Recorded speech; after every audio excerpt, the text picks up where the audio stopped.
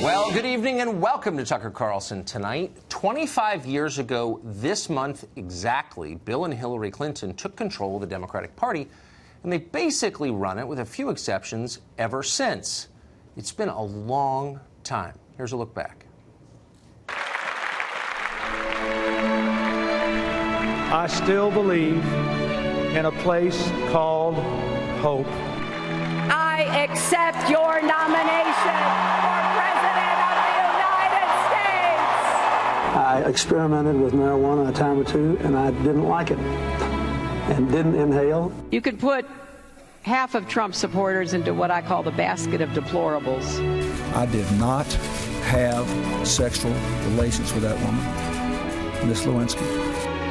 I can state unequivocally that, as my husband has said, these are false allegations. It depends upon what the meaning of the word is.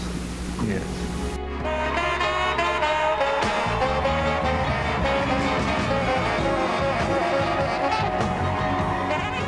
The great story here, for anybody willing to find it and write about it and explain it, is this vast right-wing conspiracy. What difference at this point does it make?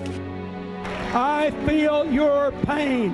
This was the biggest nothing burger ever. Thank you, and may God bless you and the United States of America.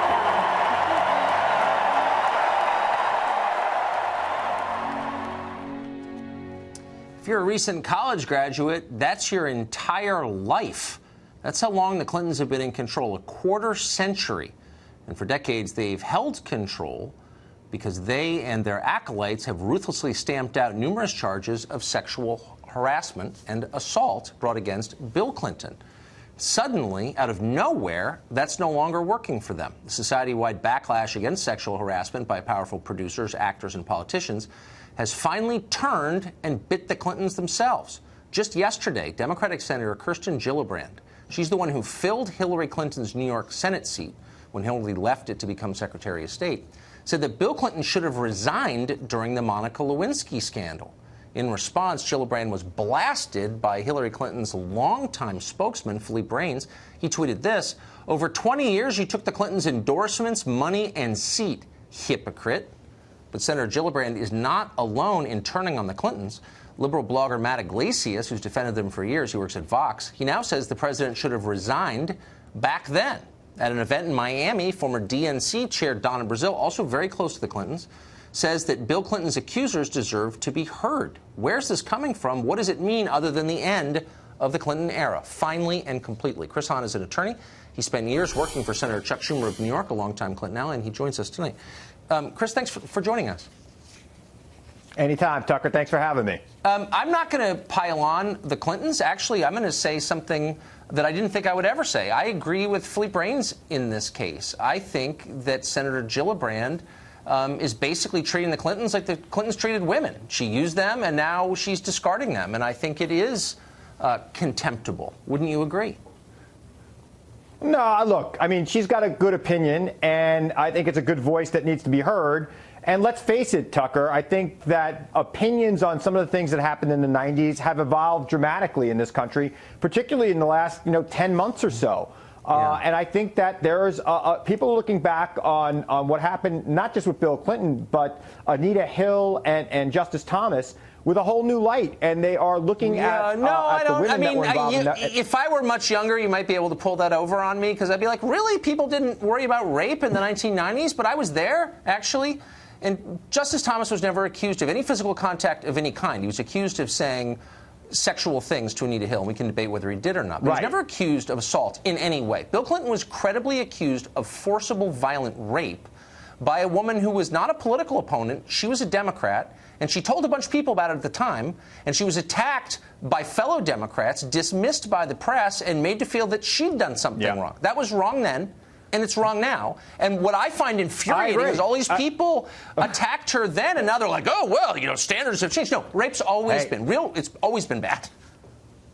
I agree, Tucker. I mean, you're not getting any argument with me. And you look back on it now, and there's a lot of disgust when you look back at that, both from people on the left and the right, and the way things were done towards women who came forward with allegations. And I think the initial instinct that is happening now for women to be believed until they're not is probably the right way to go. And I think we're going to see more of that. And I think it's empowering for women. And I think that we're going to see less sexual harassment in the workplace. And we're going to see women move farther up the chain, because I think having more women in power is going to stop this altogether. And I think that's a great thing for America. Well, that's total nonsense. That's great, first of all, that's nonsense. Social science doesn't back you up, and there have been studies on this, and they don't say what you say they say. But moreover, Hillary Clinton just ran for president a year ago. She's married to the guy accused of rape, and she attacked the women who accused him of sex crimes, and she didn't do it in the 90s. She did it last year while running for president, and she's still denying it. So she wanted the most powerful job in America, and she's attacking the women. So how does your theory work exactly? Tucker, on the Clintons, I love them. I think Bill was a great president. I think she would have been a great president. They are no longer going to be the leaders of the Democratic Party. That is very, very clear at this point. In about a year and a half, we'll pick a new nominee to run for president, and he or she will be the leader of the Democratic Party going forward until they're not president or until they lose the presidential race. No, you're right, and that's an interesting conversation. No, I agree with you, and actually, I would love to have a longer conversation about which wing in the party is ascendant at this point. But we need to, and I don't want to do a week of sex stories about the Clintons, because they're off the stage. I agree with you. I hope this is the last one we ever do. They're gone. I agree with you. But Michelle Goldberg at the New York Times is not gone. She has a column there. She's totally fraudulent, a fraudulent feminist. She's writing this, quote, "Because of Broderick's allegations, Bill Clinton no longer has a place in decent society."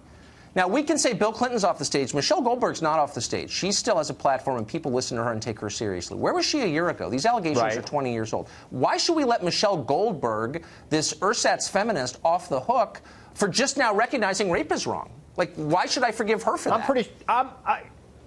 I've seen Michelle Goldberg. I don't think she was writing a column for the New York Times in 1996. She was defending Hillary Clinton a year ago. I read her stuff. She was defending we all have to vote for Hillary.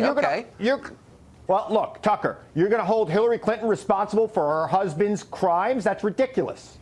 No, I'm not. I'm not actually. And by the way, I'm being as honest as I can be. Why should Michelle Goldberg? Because all of us knew. I'll tell you exactly why. Because Michelle Goldberg and lots of other people on the left thought it was more important that they have power than that some woman get justice. Okay, fine, but you can't pretend to be a feminist simultaneously, which is what people like Michelle Goldberg, and it's not just her, it's the entire feminist establishment that covered up for his crimes because they wanted him in office. And I just think they should be held accountable for that. Not the Clintons, they're defenders. Like I said, I think there's been a major evolution in this country, and I think that's a good thing, and I think things are going to change, and we're not going to be seeing these things covered up and swept under the rug. So, and that's not necessarily good for the current president either. That is not necessarily good for the current president. People didn't think rape was a big deal last year during the campaign? I thought the Democrats were the party of women, but you're telling me they didn't take it seriously last year. Tucker, the person who was accused of rape was not running for president last year. His wife, who attacked the woman who accused him, she was never accused of rape. She believed her husband. That was her crime, Tucker. She didn't believe her husband for a second. And don't insult my intelligence. She attacked the women who accused him. I was there. I covered this in 1998, and she led the charge against Monica Lewinsky, who did nothing wrong. She was like a kid. And Mrs. Clinton is the one who said she's a stalker and a nutcase and don't believe her. She did that. It wasn't just believing her husband. Look, Tucker, I think Monica Lewinsky is owed an apology by a lot of people. I agree. Myself included. And I think everybody on the left and the right who attacked that woman and painted her with a scarlet letter when she was just a 20-something star-eyed person. I feel that there's nobody in my lifetime who I feel was treated worse than her politically. I agree. think that's something that needs to be rectified right away. The FBI ought to apologize to her also. They sweated her. They threatened her. She didn't do anything wrong. I mean, she did something, she was a kid. She's an intern. But I agree. There are many people responsible for wrecking that woman's life. But Hillary Clinton is one of them. And my only point is, when it was politically expedient, all these fake feminists defended Hillary Clinton. And now that she's off the stage, they're like, oh, I can unburden myself. Just kidding. He's guilty. Well, look. I don't think they're fake feminists, Tucker. I think they were compartmentalizing some of their feelings on different things. I know a lot of women who do not like Bill Clinton to this day. And are very critical of Bill Clinton because of the Monica Lewinsky scandal, because of the other things brought up against him. And these are liberal women. Chris, I hope that we have closed the book on the Clintons, and we'll see you back here on another topic. Thank you. Well, I think we have. Thanks, man.